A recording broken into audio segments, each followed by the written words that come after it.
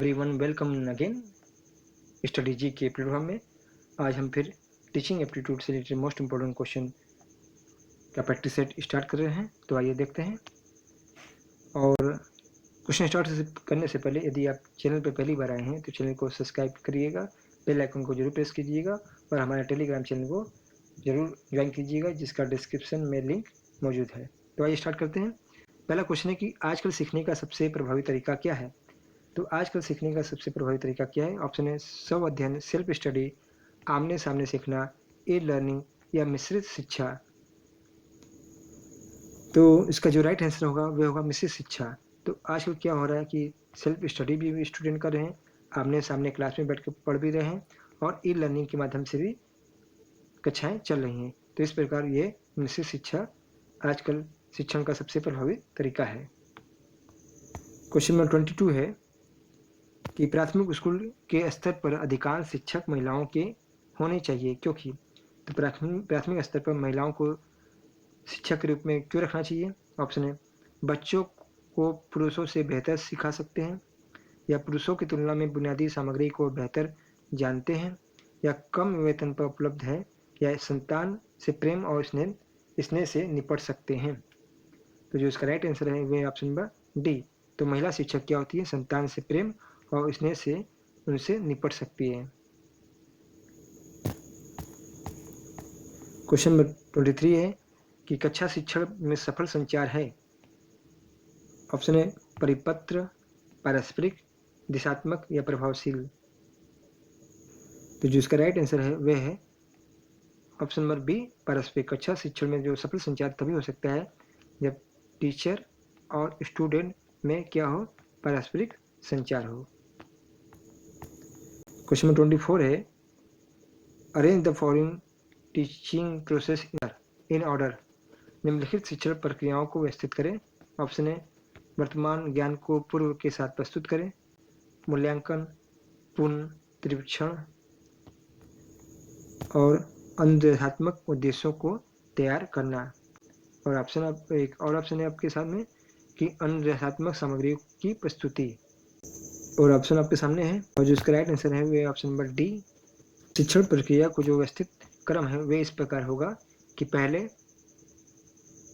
अनुदेशात्मक उद्देश्यों को तैयार करना। क्या करना है? पहले अनुदेशात्मक उद्देश्यों को तैयार करना होता है। दूसरा है कि वर्तमान ज्ञान को पूर्व के साथ प्रस्तुत करें, ये दूसरा हो जाता है क्रम। तीसरा जो है वह है अनुदेशात्मक सामग्रियों की प्रस्तुति। और जो चौथा है आपका वह है मूल्यांकन। और पांचवा जो प्रोसीजर होता है वह है पुनर्निरीक्षण, रीटीचिंग। ये हो गया पांचवा। तो ये आपका क्रम है, इसी क्रम के अनुसार टीचर कक्षाओं में पढ़ाता है। मोस्ट इंपॉर्टेंट था ये क्वेश्चन। नेक्स्ट क्वेश्चन देख लेते हैं कि निम्नलिखित में से कौन सा गुण एक शिक्षक के लिए सबसे आवश्यक है। ऑप्शन है वह एक विद्वान व्यक्ति होना चाहिए, वह एक अच्छी तरह से तैयार व्यक्ति होना चाहिए, उसे धैर्य रखना चाहिए, या उसे अपने विषय का विशेषज्ञ होना चाहिए। तो इसका राइट आंसर है ऑप्शन नंबर डी, उसे अपने विषय का विशेषज्ञ होना चाहिए। क्वेश्चन नंबर 26 है, मोस्ट इंपॉर्टेंट है कि डिसलेक्सिया के साथ जुड़ा हुआ है। डिसलेक्सिया के साथ जुड़ा हुआ है मानसिक विकार, व्यवहार विकार, रीडिंग डिसऑर्डर, लेखन विकार।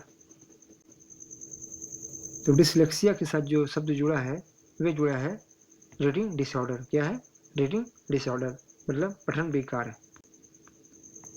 नेक्स्ट क्वेश्चन है कि कक्षा संचार को समान रूप से माना जाता है, प्रभावी, संज्ञानात्मक, भावात्मक या चयनात्मक। तो जो इसका राइट आंसर है वह है प्रभावी। कक्षा संचार को समान रूप से प्रभावी, इफेक्टिव माना जाता है। अगला क्वेश्चन है कि मूल्यांकन की श्रेणी की पहचान करें जो शिक्षा के दौरान छात्रों को निरंतर प्रतिक्रिया प्रदान करने के लिए सीखने की प्रगति का आकलन करता है। ऑप्शन है प्लेसमेंट, डायग्नोस्टिक, प्रारंभिक या योगात्मक। तो इसका राइट आंसर है ऑप्शन नंबर सी, प्रारंभिक।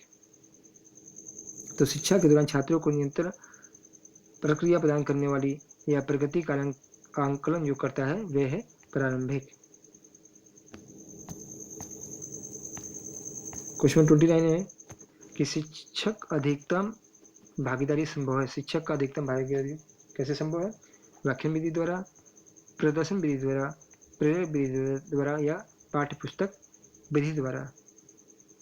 तो शिक्षक का सबसे अधिक भागीदारी संभव है वह है प्रदर्शन विधि द्वारा। क्वेश्चन 30 है कि नैदानिक मूल्यांकन का पता लगता है। नैदानिक मूल्यांकन का पता लगता है। ऑप्शन है निर्देशों की शुरुआत में छात्रों को का प्रदर्शन, निर्देशों के दौरान प्रगति और विफलताओं को सीखना, या अंत में निर्देशों की उपलब्धियों की डिग्री, या निर्देशों के दौरान लगातार सीखने की समस्याओं के कारण और उपचार। तो जिसका राइट आंसर है वह है ऑप्शन नंबर डी। नैदानिक मूल्यांकन का पता लगता है निर्देशों के दौरान लगातार सीखने की समस्याओं के कारण पता लगाना और उनका उपचार करना। क्वेश्चन 31 है शिक्षा पहले से ही मनुष्यों में पूर्णता की अभिव्यक्ति है। ये किसके द्वारा कहा गया है?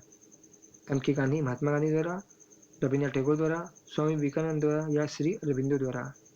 तो ये कथन कहा गया है स्वामी विवेकानंद द्वारा। स्वामी विवेकानंद का क्या कहा है? शिक्षा पहले से ही मनुष्य में पूर्णता की अभिव्यक्ति है। क्वेश्चन 32 है निम्नलिखित में से कौन सा शिक्षण का एक निर्धारित स्तर नहीं है? स्मृति स्तर, समझ स्तर, चिंतनशील स्तर या भेदभाव स्तर। तो शिक्षण में जो स्तर नहीं है वह है भेदभाव स्तर नहीं है, बल्कि स्मृति स्तर है, समझ स्तर है, या इसके अवबोध स्तर भी कहा जाता है और चिंतनशील स्तर कहा जाता है। ये 3 स्तर शिक्षण के स्तर है। क्वेश्चन 33 है कि एक अच्छा शिक्षक एक है जो छात्रों को सीखने के लिए प्रेरित करता हो, उपयोगी जानकारी देता है, या अवधारणाओं और सिद्धांतों को बताते हैं, या छात्रों को मुद्रित नोट्स देता है। तो एक अच्छा शिक्षक कैसा होगा? एक अच्छा शिक्षक वह होगा जो छात्रों को सीखने के लिए, अधिगम के लिए प्रेरित करता है। क्वेश्चन 34 है कि निम्नलिखित में से कौन सा संज्ञात्मक क्षमता का उच्चतम स्तर है? मोस्ट इंपॉर्टेंट क्वेश्चन है। ऑप्शन है मूल्यांकन, जानना, समझ या विश्लेषण।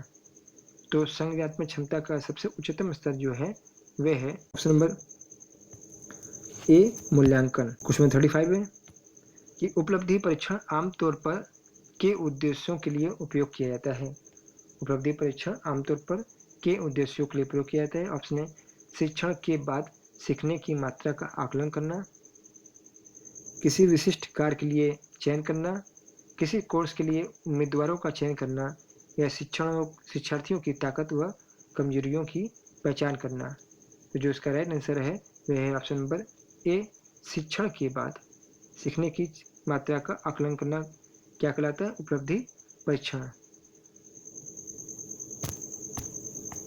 क्वेश्चन 36 है कि एक शिक्षक को प्रश्न पूछने में पारंगत है। एक शिक्षक प्रश्न पूछने में पारंगत है कहा जाता है यदि वह पूछ सकता है सार्थक प्रश्न, जितना संभव हो सके उतना प्रश्न पूछे, एक निश्चित समय में अधिकतम प्रश्नों की संख्या पूछे, या एक निश्चित समय में कई सार्थक प्रश्न पूछे। तो एक शिक्षक प्रश्न पूछने में पारंगत तभी कहा जा सकता है यदि वह सार्थक प्रश्न पूछे, मतलब जो विषय से रिलेटेड प्रश्न पूछे उसे ही उस शिक्षक को हम कह सकते हैं कि वे प्रश्न पूछने में पारंगत है।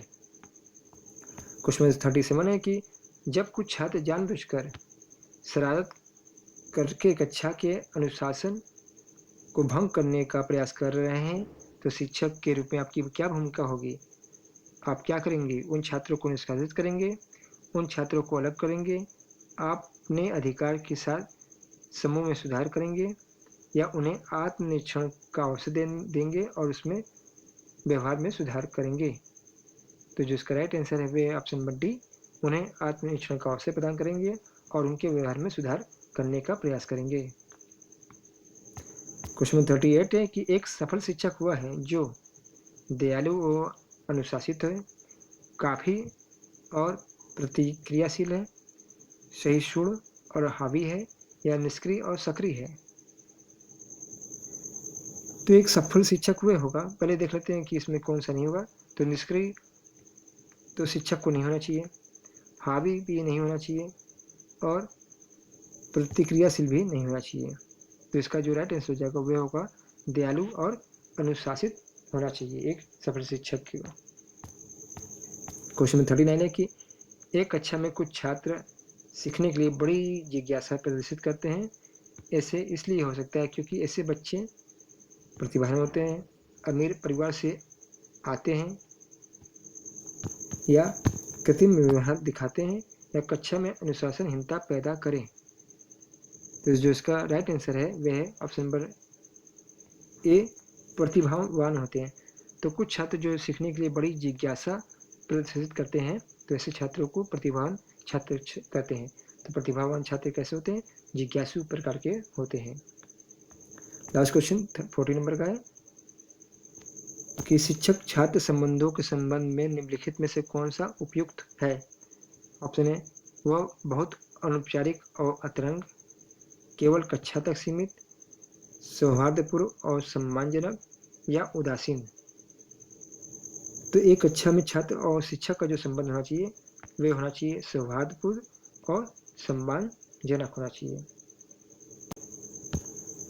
तो दोस्तों, यदि आपको क्वेश्चन पसंद आए हैं तो चैनल को लाइक सब्सक्राइब शेयर जरूर कीजिएगा। मिलते हैं नेक्स्ट वीडियो में। तब तक में तैयारी कायम रखें, तैयारी जीत किए और CUT में अपनी सीट पक्की जरूर करें।